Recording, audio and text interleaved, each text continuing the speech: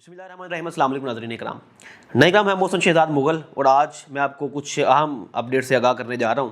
جیسا کہ آپ کو پتہ ہے کہ تحریک انصاف میں ایک نئی بغاوت کا آغاز ہو چکا ہے اور وہاں پہ جو علی امین گنڈا پور صاحب ہیں وہ عمران خان صاحب کی جو بہن ہے علیمہ خان کے اوپر ایم آئی کا ایجنٹ ہونے کا جو ہے وہ دعویٰ کر چکے ہیں اور الزام لگا چکے ہیں. دوسری جانب عمران خان صاحب نے اس پر ایکشن لے لیا ہے اور ایک فیصلہ کیا ہے, اس کے بارے میں آپ کو آگاہ کرنا ہے. دوسرا کے پی کے اسمبلی سے 2 استعفے آ چکے ہیں, اس کے اوپر آپ کو آگاہ کرنا ہے. تیسرا ناظرین کرام, انڈیا نے ایک اور جھوٹ بولا ہے, ایک اور جھوٹ انڈیا کا پکڑا گیا ہے, وہ بھی آپ کو بتاتا ہوں. یہ امین گنڈا پور جو ہیں انہوں نے یہ دعویٰ کیا تھا کہ یہ ایم آئی کی ایجنٹ ہے. مطلب عمران خان کی بہن کے بارے میں ایک پارٹی چیئرمین کی بہن کے اوپر ایک پارٹی کا عہدیدار الزام لگا رہا ہے.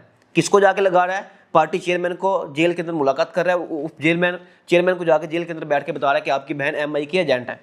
یعنی کہ جس پورے نظریے کے اوپر تحریک انصاف پچھلے 2-3 سال سے لگی ہوئی ہے کہ وہ سویلین کی بالادستی چاہتی ہے, وہ اینٹی اسٹیبلشمنٹ جو ہے وہ نظریہ لے کے چل رہی ہے.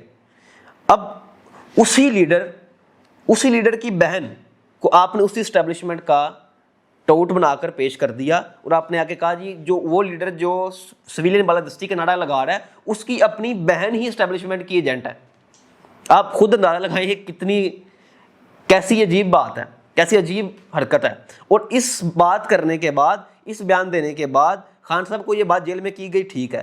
اس کے بعد علی امین گنڈا پور صاحب جو ہیں آ کے ویڈیو پیغام بھی جاری کرتے ہیں, اس میں بھی یہ کہتے ہیں کہ یہ ایجنٹ ہے ایم آئی کو, میں نے خان صاحب کو جا کے بتا دیا ہے. ان سب چیزوں کے باوجود علی امین گنڈا پور کو نہ کوئی نوٹس جاری کیا جاتا ہے, نہ علی امین گنڈا پور کو پارٹی سے نکالا جاتا ہے, نہ ہی عہدے سے ہٹایا جاتا ہے, نہ ہی ان کی پوری تحریک انصاف کے اندر سے کوئی شخص یہ مطالبہ کرتا ہے کہ اس بندے کو استعفیٰ دینا چاہیے. حالانکہ پارٹی چیئرمین کی بہن پہ الزام لگایا ہے اور یہی کام کسی اور پارٹی کے اندر آپ اگر آئیڈیا لگا کے سوچیں, کسی اور پارٹی کے اندر کسی پارٹی چیئرمین کی بہن کے اوپر یا بیٹی کے اوپر الزام لگایا جاتا ہے, وہ بھی کسی پارٹی کے کارکن کی طرف سے, تو کیا وہ ابھی تک وزیر اعلیٰ بن کے بیٹھا ہوتا؟ کبھی نہ ہوتا. تو ایک چیز یہاں سے خود آپ کے ذہن میں یہ سوال آنا چاہیے کہ گنڈا پور کے پاس ایسی کیا چیز ہے کہ وہ اتنا طاقتور کیوں ہے کہ خان صاحب اس کو ابھی تک ہٹا ہی نہیں پا رہے. یہ پہلی چیز نہیں ہے. یہ شخص 26 نومبر کو کارکنوں کو نہتا چھوڑ کے بھاگ گیا تھا. اس نے بھی 26 ستمبر کو جو جلسہ ہوا ہے اس کے اندر کارکنوں کے اوپر خود تشدد کرایا, اپنے ہی کارکنوں کے اوپر کے پی پولیس کی طرف سے تشدد کروایا.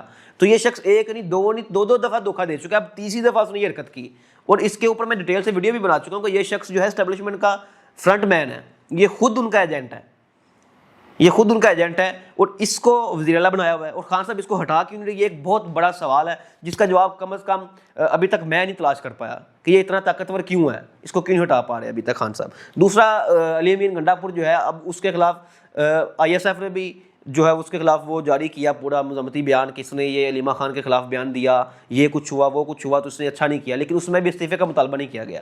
دوسرا, عمران خان صاحب نے الٹا علی امین گنڈا پور کی شکایت کے اوپر ایکشن لیتے ہوئے علیمہ خان کو اپنے پیغام کے لیے جو رکھا ہوا تھا کہ علیمہ خان صاحب کے پیغامات باہر پہنچاتی تھی, اس سے ہٹا دیا گیا. اس ذمہ داری سے ہٹا کر جو ان کی دوسری بہن ہے اس کو وہ ذمہ داری دے دی گئی. یعنی خان صاحب کی جو دوسری بہن نورین خان ہے ان کو خان صاحب کے پیغام پہنچانے کے لیے ذمہ داری دے دی گئی. ایک تو اس نے شکایت کی, غلط حرکت کی, خان صاحب کے ایجنڈے کو, خان صاحب کے منشور کو نقصان پہنچایا.